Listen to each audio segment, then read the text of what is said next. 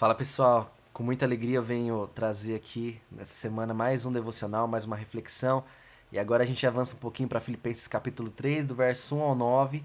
E nesse devocional eu vou dar ênfase só no versículo 7, 8 e 9.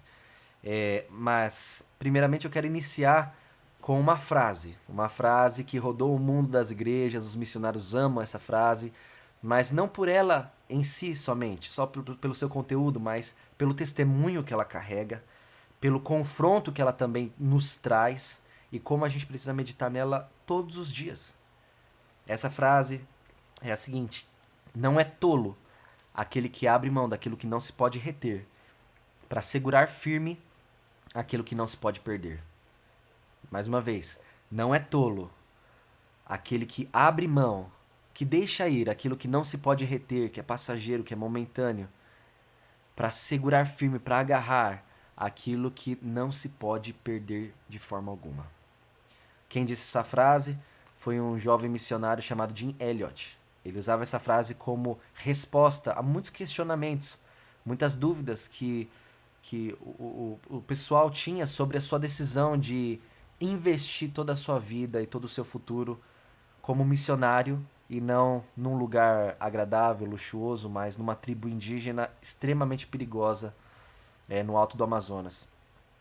E então ele dizia isso e ele era muito enfático. E junto com 4 amigos deles, eles vieram para essa tribo. Eles mal aprenderam a falar a língua dessa tribo e foram mortos. Bom, deixaram filhos, esposas, a dor foi gigantesca e a dúvida que pairava nas igrejas e para as famílias era: será que ele desperdiçou a vida dele? Será que foi perda isso? Será que foi ganho? Será que ele tomou a decisão certa? Será que foi Deus mesmo que falou para ele que deu essa vocação? Bom, anos depois, os frutos começaram a aparecer. O evangelho floresceu naquela tribo. E todos entenderam que foi o sangue desses 5 jovens que regaram a semente do evangelho nessa tribo que hoje envia missionários para o mundo todo. Depois, se você puder, pesquisa na internet, Jim Elliot. Vocês vão ver, tem filme sobre isso, é uma história linda. Mas por que eu tô querendo falar? Porque eu falei sobre isso, sobre essa frase. Porque hoje a gente vai refletir um pouquinho sobre a matemática do reino de Deus. É o que Paulo traz nesse trecho. Paulo ele vai usar vários termos contábeis e financeiros: perda, ganho, lucro, investimento. Vai falar sobre esse tipo de balança onde você sempre está medindo aquilo que é ganho, aquilo que é perda, vantagem ou desvantagem. Você já percebeu que a gente todos os dias estamos calculando não somente dinheiro, mas a gente está calculando decisões. A gente está calculando o que a gente vai fazer que vai gerar bons resultados e o que a gente vai fazer que talvez gere maus resultados. E a gente colocando isso na balança o tempo todo, toma as nossas decisões.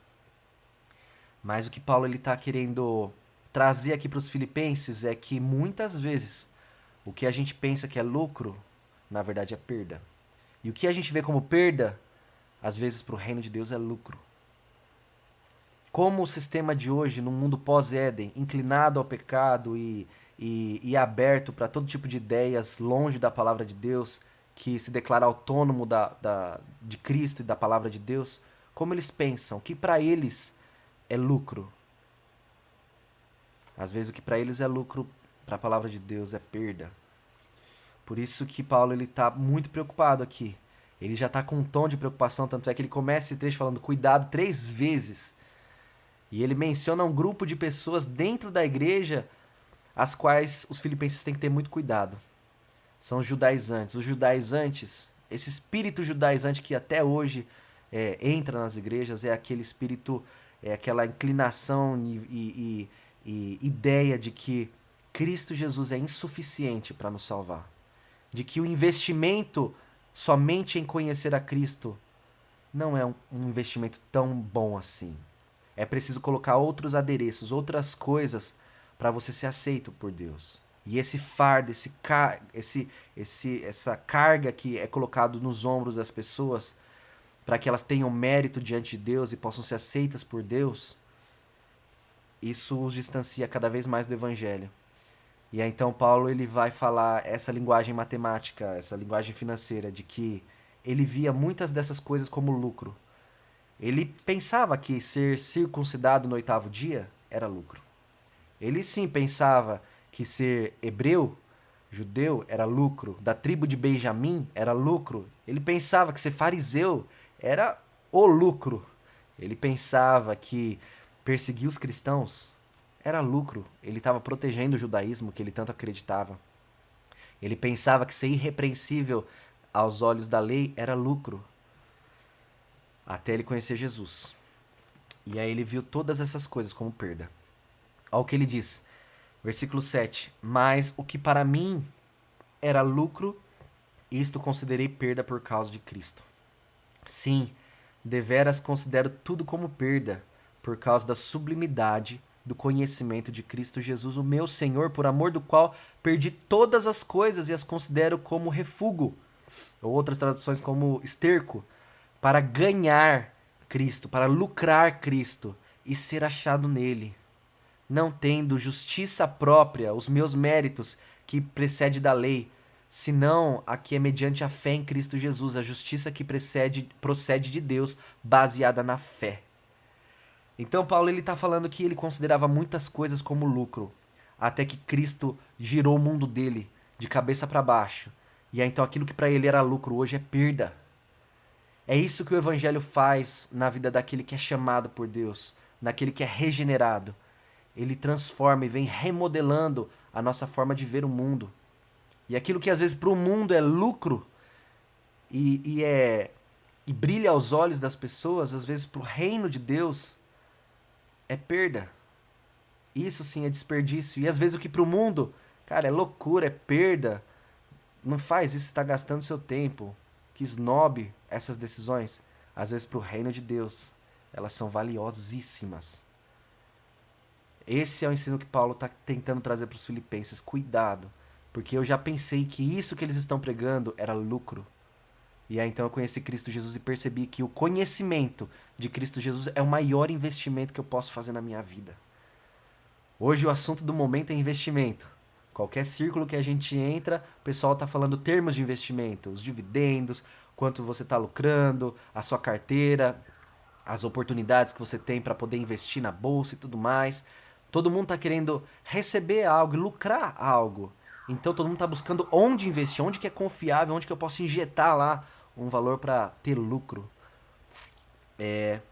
Paulo está falando que não existe investimento maior e melhor de tempo, de vida, de conhecimento, de dedicação, de todos os recursos que você tiver disponível. Não existe investimento maior que você pode fazer do que conhecer e prosseguir em conhecer Cristo Jesus. E conhecimento a gente sabe que não é só aqui, não é só lendo, mas é desenvolvendo esse relacionamento com Cristo.